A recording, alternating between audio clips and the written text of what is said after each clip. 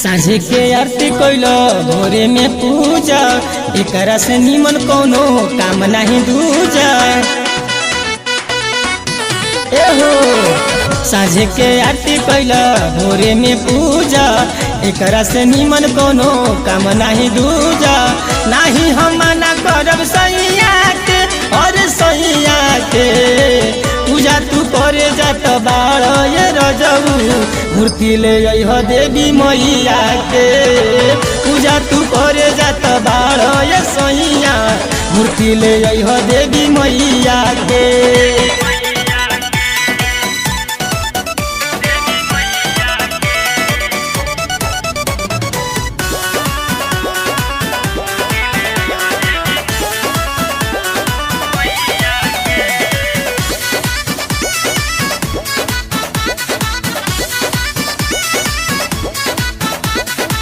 बाटे न घाटा होई जगराता लागे न दे हब भैये राजा जी जगइए दे हब हो कि पूजा करवइए दे हब हो।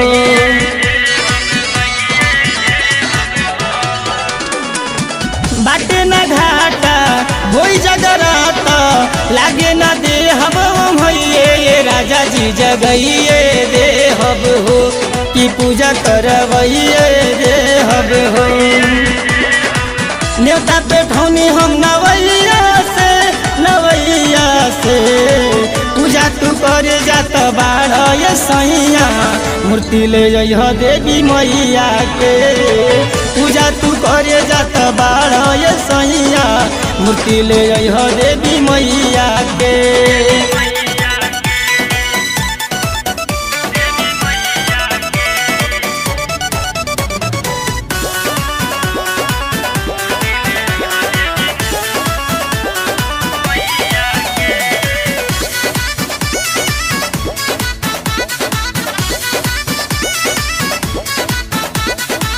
रोज होई पूजा काम नहीं दूजा करब ना कोनो भी कमी ये जयराम तुले आइए देता हो कि मन हर सही देता हो।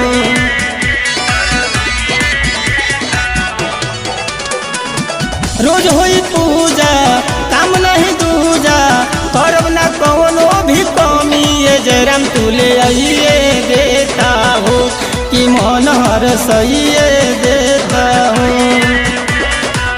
लई है सत्या चुनरिया हो पूजा तू करे जात बाड़ ये सैया मूर्ति ले अइह देवी मैया के। पूजा तू करे जात बाड़ ये सैया मूर्ति ले अइह देवी